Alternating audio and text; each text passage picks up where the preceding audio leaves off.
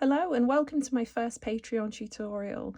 We're going to be starting off with watercolour, but I do hope that over the course of time we'll be able to explore lots of different media, techniques and ideas to get you creating art. This month, what we'll focus on is using one single colour that has a good value range, and that means that you can dilute it down to the palest version of its shade, and in its mass tone, or when it's got very little water, it's dark enough to act as a darkest dark or a black-like tone. What we'll end up producing is something like these practice pieces that I've done for today. So here we have a chicken study. I have done this one on a cellulose paper. Cellulose paper is made from wood pulp and it's a lot cheaper than cotton paper. This is still watercolour paper. This is Canson XL. And there's no reason why you can't produce lovely works of art with cellulose paper, but it does feel different.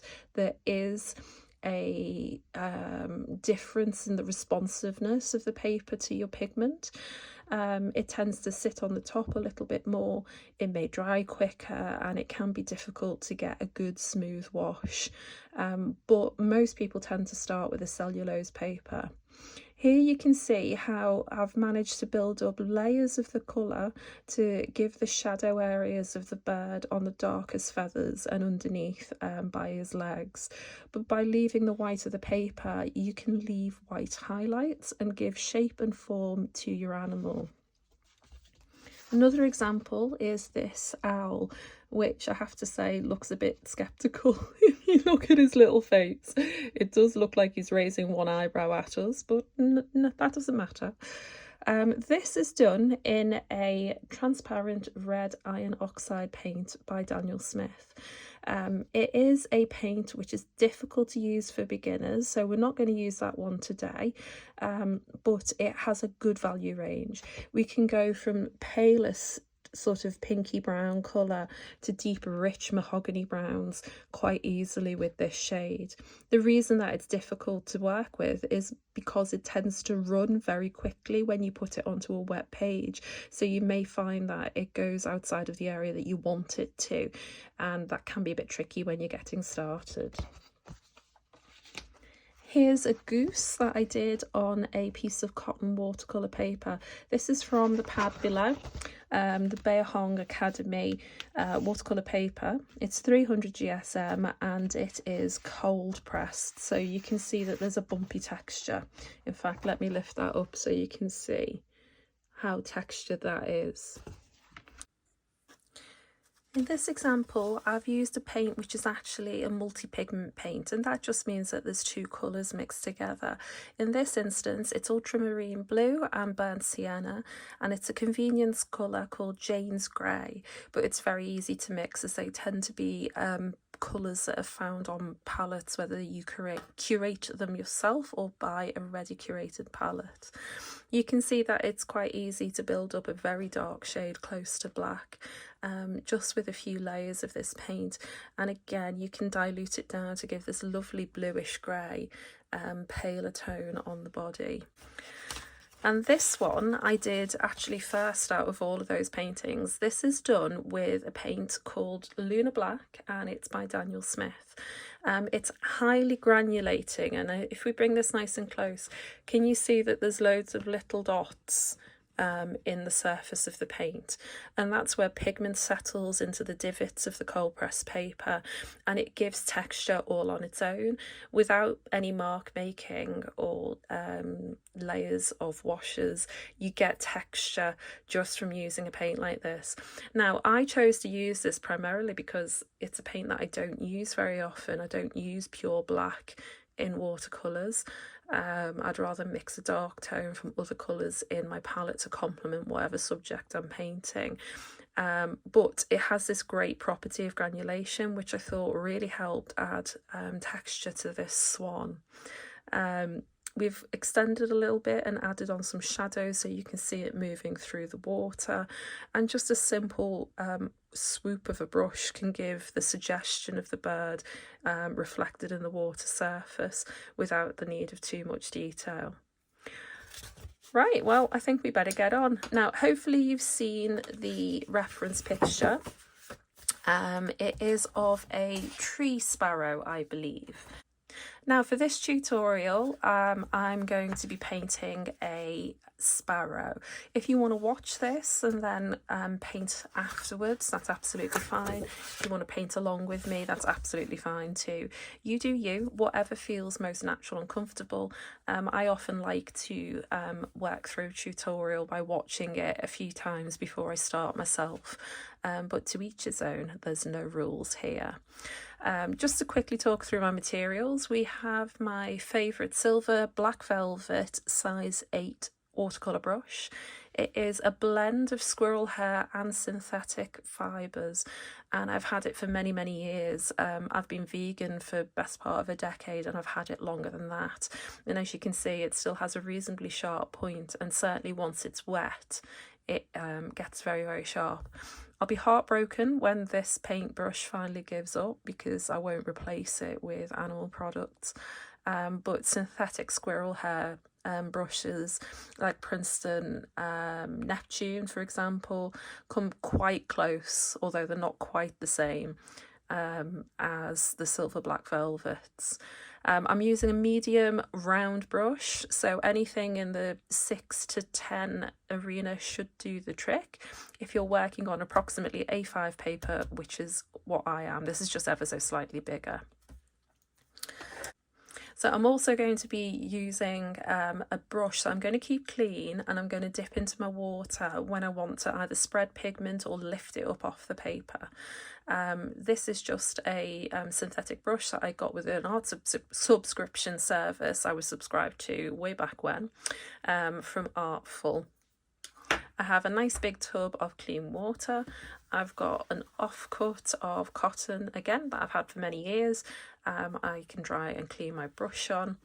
And I've got my large studio palette, which has all of these colours, but we're going to be using just the one today, and that is this Perylene Green.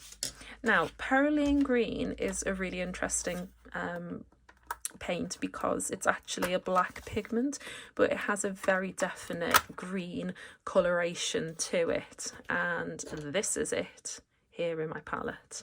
Just going to pop that off to the side, and I'm going to drop a little bit of water onto the surface to get it nice and juicy. Now, what I like to start with is to get some of the basic shapes of the animal down on the page before we add too much detail. So I have very little pigment on my brush, but I can water it down with plain old water and that clean brush I've kept off to the side if I decide I've gone in too heavy. So here we go. Now you can see the texture of the cold press paper coming through there. I'm not adding any more pigment to my brush as I move this around my page.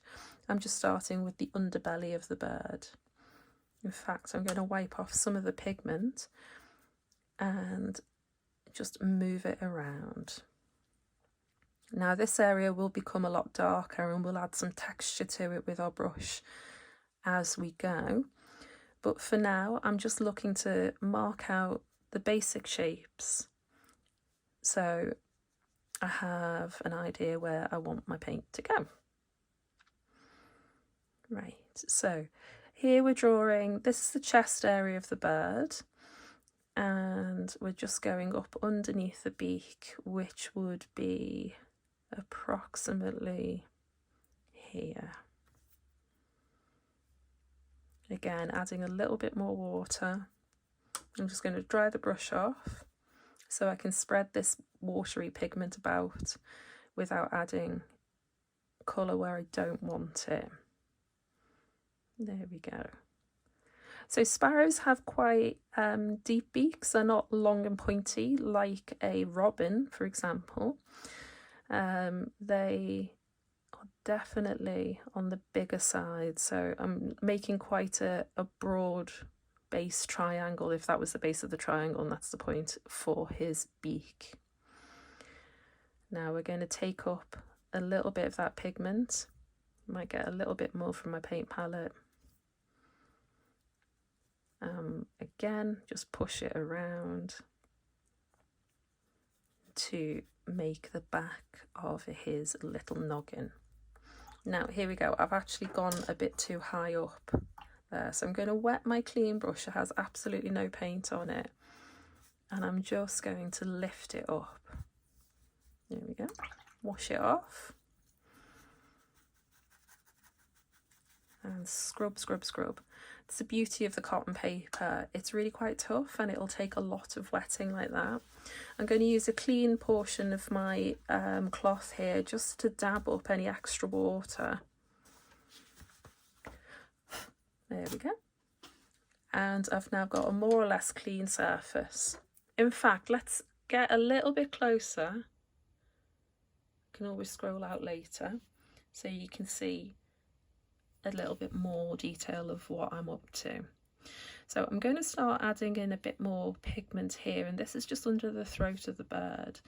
I'm using short, sharp little strokes of my brush because it's got that nice fine tip that allows me to do this. To suggest the feathers, I'm just leaving this raggedy edge at the bottom, and I'm wiggling it side to side to give the broader sort of speckles that you can see on the reference photo. We're going to extend that paint up onto the beak because that is one of the darkest areas of the painting, and we're just going to do the underneath part of the beak, the lower bill. Do you know what? I don't know what that's called, but I think you know what I mean. So we're just going to do the bottom half of the beak, and because it's much lighter on top, we're going to leave that for the time being. And again, going back to add more pigment to this dark area. I'm kind of anchoring myself by getting in some of the darks early doors, so it gives me a bit of reference. So as I move around the bird, I can refer back to this and say whether it needs to be lighter or darker than the beak area, etc. Yeah, just cleaning off the brush. Right, so now I'm just laying down some more or less clean water that will become the back of the bird. Now, because he's in flight, he's quite long and skinny in the grand scheme of things. So what I'm doing is just giving myself a damp base to add pigment to. And we don't want too much because this is one of the lightest areas of the bird. So can you see the blooming that you're getting here? Having the confidence to just let watercolour do its thing is part of the game. Once you crack that, I'm going to dry off my clean brush and pick up some of the water because I've made the bird's body a bit big. Yeah, well, once you've got the confidence to let wet on wet techniques do their thing, you'll find really beautiful happy accidents occur. Right, so I'm going to need to add in a little bit more pigment up here around the beak to give it some definition, and to also paint in the eye area. Now I'm kind of using a medium tone, a mid-tone of the Perylene Green here to give that little patch of dark feathers around his eyes.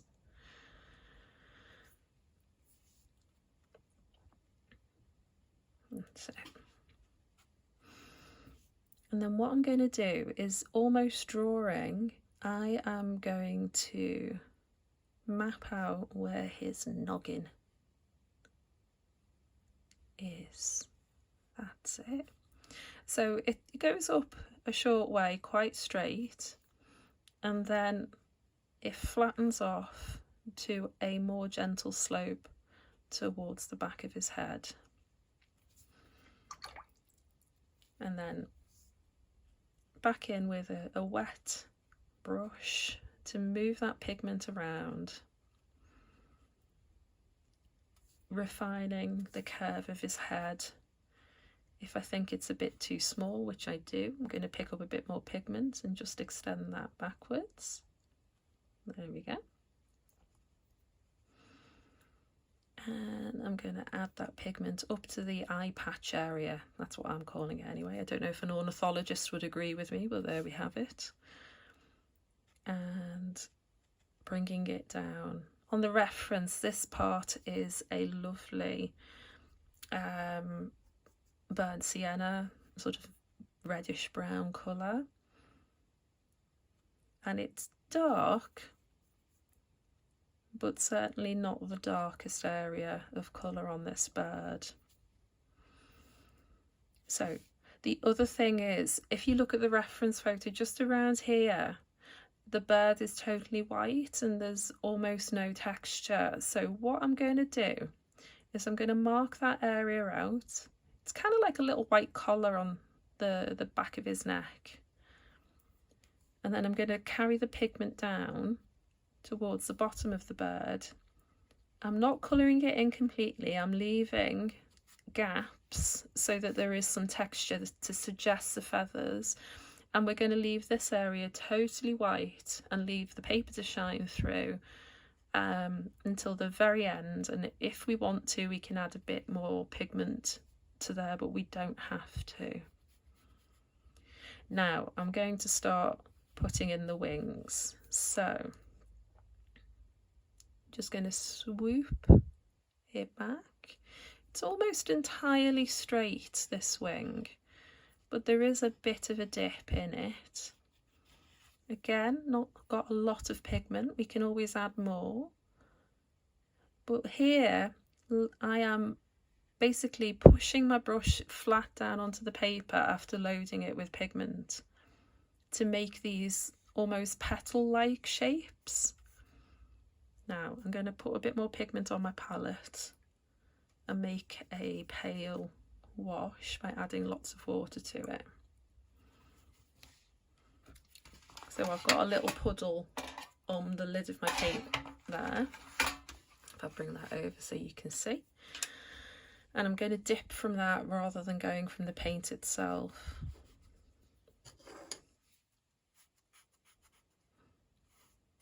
And what I'm doing is, as I'm looking at the reference photo, I'm trying to not listen to my brain that's saying those feathers are brown, therefore they're dark.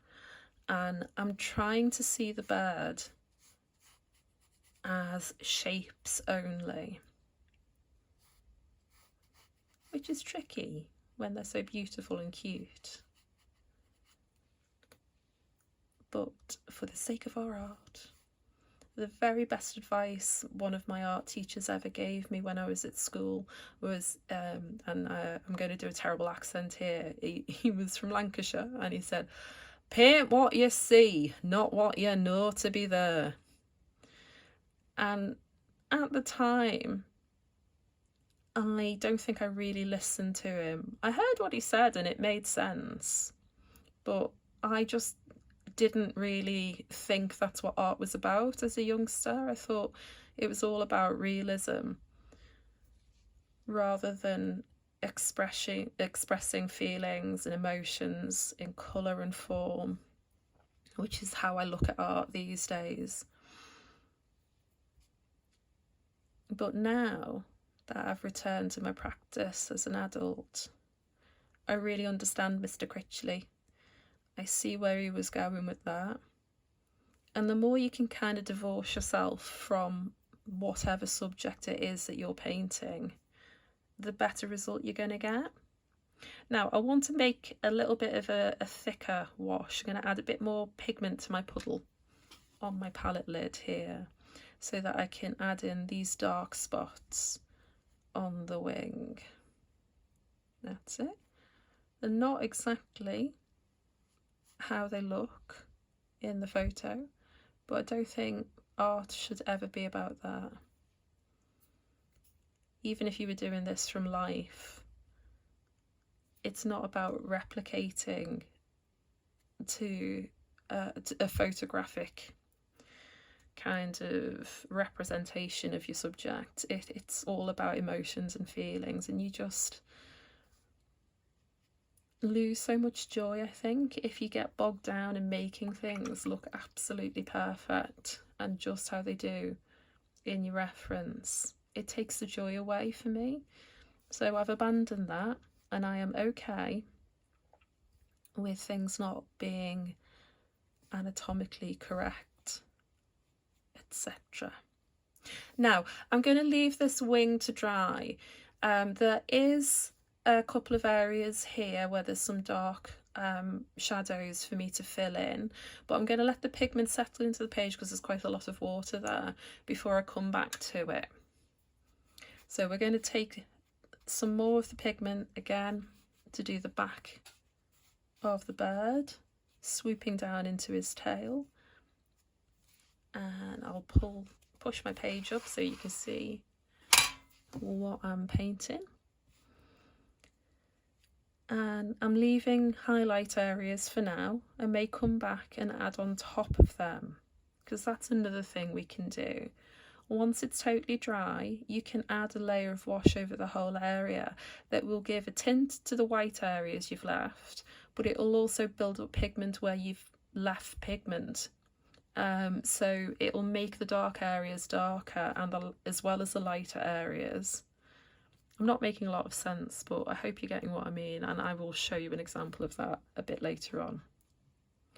Now, we can't actually see the very end of this bird's tail, but I can see that it's essentially made up of two big tail feathers, and I know that they kind of come to a rounded off point.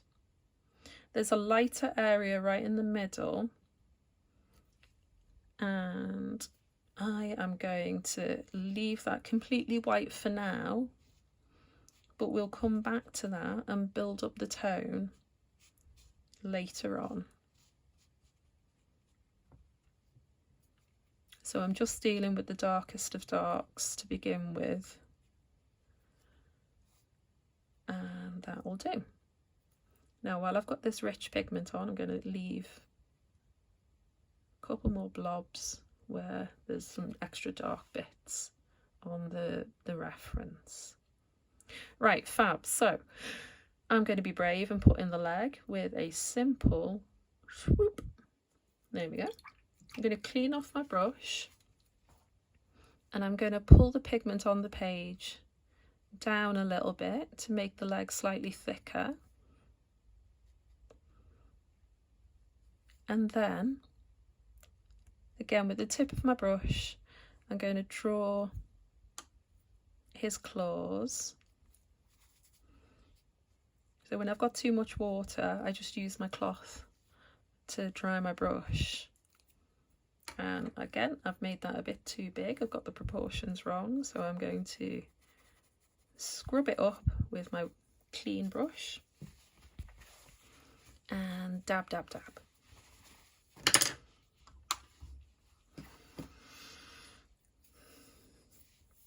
Right. So here we go, that's a bit better.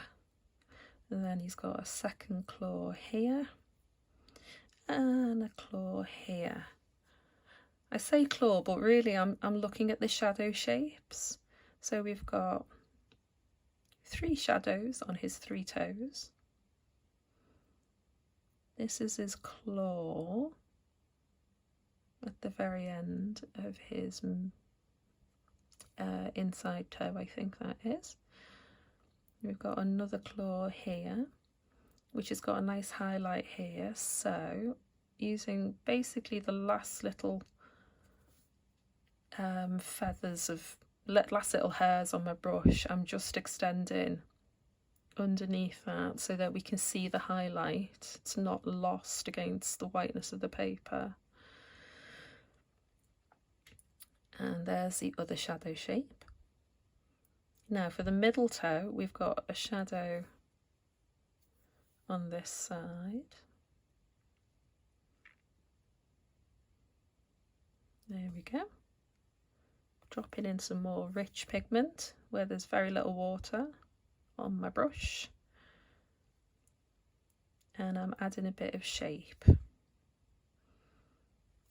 I'm going back to darken up this leg, which is probably the darkest tone in the piece. I'm going to take it back to the body, and that'll do. Now, let's get a mid-tone going to mark out his second leg, which is right about here. Now, this is the top of the other leggy. Just, oh, well done, Joe. You've left a mark on your page. So, scrubby brush, scrub, scrub, scrub, scrub, scrub.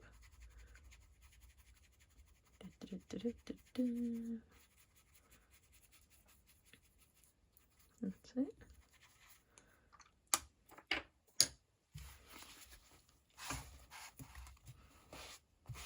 There we go. You'd find it hard to do this with a cellulose student grade cheap paper. You'd find that the page would pill up, but you can see that I'm being really rough with my brush, and I'm getting almost all of that pigment back up again. Oh, well done. There's some paint on the back of this cloth. Oh, this is going well, isn't it? Right, there we go.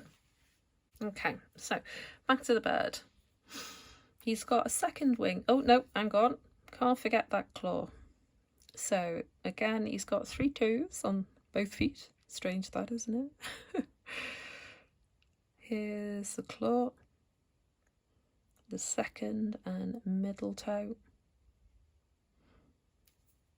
A bit more pigment, I think.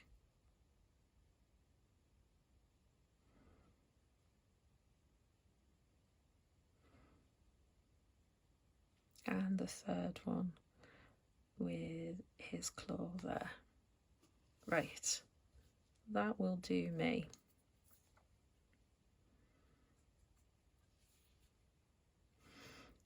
The inside toe on this foot is probably the darkest area of the foot, so we're going to get a richer pigment again. More pigment, less water, to mark out the toe and the tip of his little claw. I want to say talon, but I feel like a sparrow wouldn't have a talon. It sounds a bit vicious for them. Righty-ho. Now, we've got one more wing left to do. So again, I'm going to go in with a relatively watery colour to start with. And we're going to fill in with short, sharpish strokes to give the overall impression of a second wing. I'm extending some of the points, and I am going to get a nice dark mix, which I'm going to paint along the back of his head,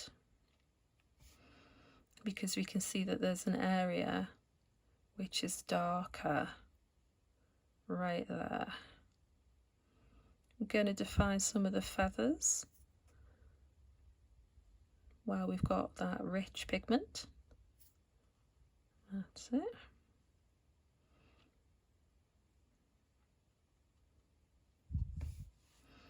And a bit here, and a bit here. There we go. I think I need to go wash my hands, so bear with me while I go and clean up the mess I'm making. Right, I've had a little break and cleaned up the page where I've gone and put my hand in the paint and then put it somewhere I didn't want it to be. And we are good to go. So I'm going to start adding in some of the more dark areas, like... Right, so now that I've cleaned up my page, I'm going to add in some further layers of pigment to build up the dark areas. And in particular, I want to define this area around his beak and the little dark patch around his eye. And what I'd like to do is to leave a little rim, which is the white, the highlight around his eye. Now it's easier to make a circle smaller, so I'm going slightly bigger than I actually need. Rinse off my brush, and then I'm going to move the pigment around until I'm sure I'm painting the area that I want, the tone that I want. There we go. Have a touch more paint. Right. Now, what we need is to build up some more layers so that the darkest darks reflect the whitest whites, and it gives that definition that we need when we're only painting in one colour. What I'm going to do at the very end is fill in that eye, but leave a very thin rim around it as a highlight. But because the page is still a little damp, it'll run if we do that now.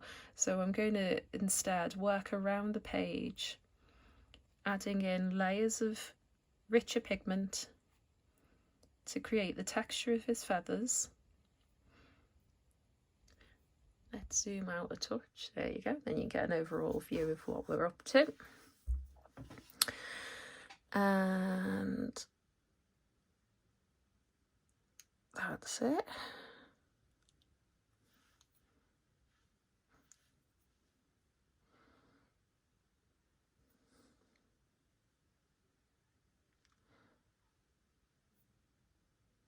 Can you see how the page isn't 100% dry? So I'm getting a little bit of bleed, which I really like and I want to happen. That's it. If anything's a bit too dark, I can always dilute it down with my clean brush. I'm going to add those dark, it's kind of like, it reminds me of gills, but of course it's not a gill. It's just three little parallel lines that are slightly curved on the undersurface of the wing. And I've just noticed how this part where it turns into the long feathers, there's got quite a bit of texture to it. It's kind of dotty. So I'm just using the very tip of my brush to extend some of the pigment into that area. And then I'm going to leave that be because I don't want to add too much colour and then find it hard to come back from. Right, so again, we're going to leave that wing alone. We're going to take a mid-tone and we're going to start darkening up his underbelly. And instead of colouring in the whole of his chest, can you see that I'm using individual strokes and I'm taking my paintbrush off the page as I go to help build up the tone? So the overall appearance in this area is definitely going to give a feathery texture, but it's also going to darken the tone without it being one-dimensional. You absolutely could just take your brush and go swoop over another layer of watercolour there, but it would be quite flat. I, however, prefer to go in layer by layer and thicken things up only as much as I need to. So again, we're going to add single strokes over the back here. We do need to darken this area up, so we know that that is a leg. I'm darkening the underneath part of his body as it goes into the tail feathers, and just shaping my strokes around it. He's got some dark areas here and here. And now what I'm going to do is rinse my brush and pick up a light wash. And then if I push my page up, that little highlight that we left is too white. If you look at the reference photo, it's certainly not a bright white. It's under the bird and the light is coming in from this direction. So all I'm going to do is take this very dilute mix of paint and darken that white so it's no longer pure white. We don't want to go too much because it'll pick up the pigment and it'll bleed, but that has definitely helped make the area a little bit more believable. Now there's a bit of rim light, which is where there's light on the very edge of an object, and so that we can see that, I'm just drawing a line along the tail feather with that mid-tone and bringing it up to the body and just feathering it in. And that is as much as I'm going to do for his tail. Back up to his noggin. You can see I'm jumping around so that I can leave areas to dry. What I'm doing here is I'm going to add on a little bit more pigment, but because this is a relatively light area, it's definitely not bright white.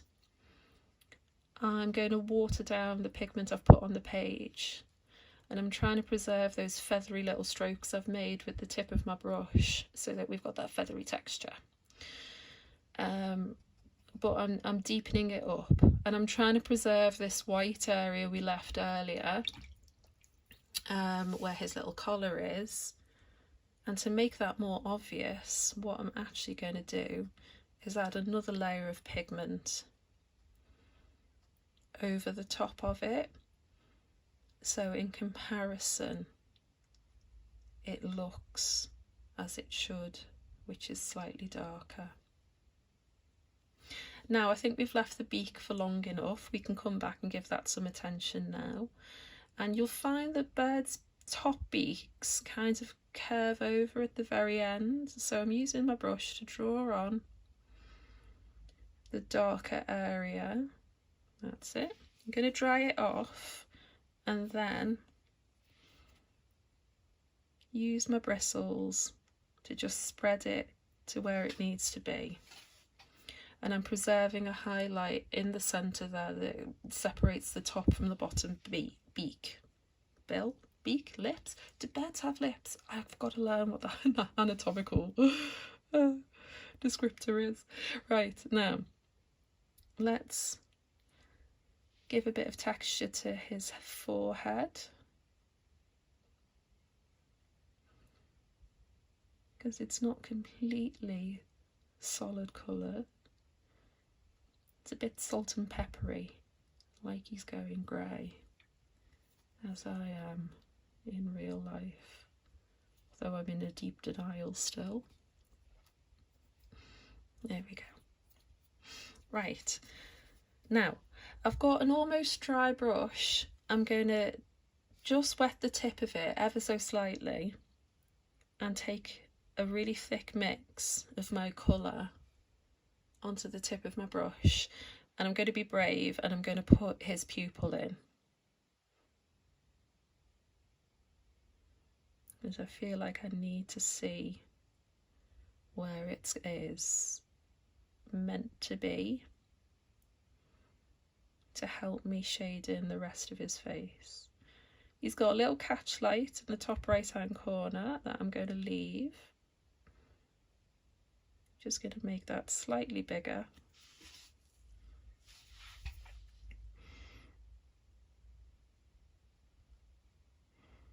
There we go. And now add a bit more paint here.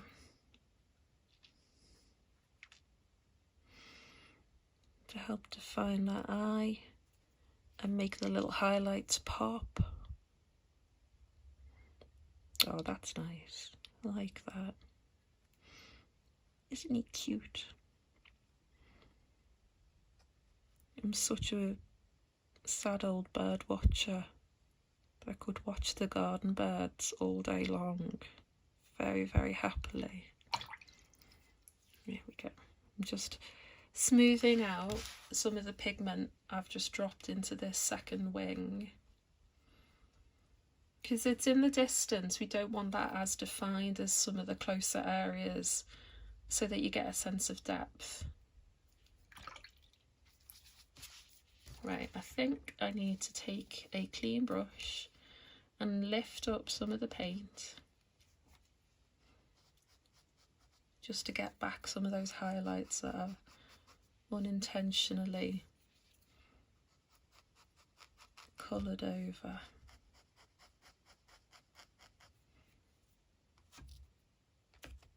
There we go.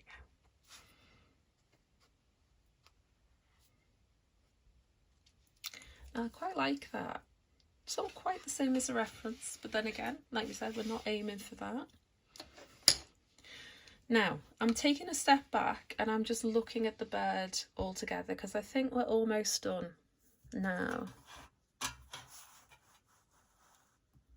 I just want to get an overall sense of whether I've got the darks where I need them to be. And actually, now that I've zoomed out a bit, I can see that his belly needs to be darker still. So still just doing single strokes. I've got a medium sort of thickness paint on my brush, mid-tone on my brush, and I'm adding it back in, more of those feathery strokes in the long direction of his body.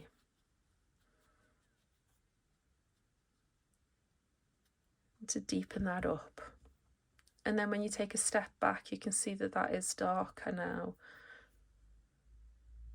and is giving a bit better form to the bird. There's a couple of dark feathers I've missed. I'm going to add in there and there. Perhaps add a splosh here,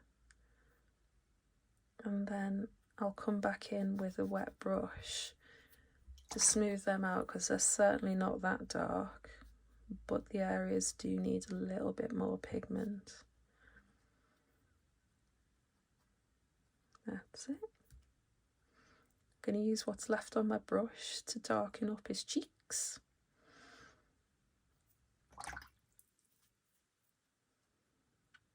Because that needs a little bit more tone. This area is too light. So again, in with the watery mix. Carefully painting around the dark area so I don't pick it up too much and end up spreading it everywhere where I don't want it to be. And I think we're fast approaching the end of this little birdie project. I want to darken up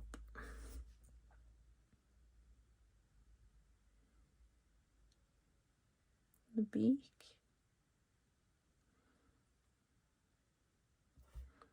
top and bottom,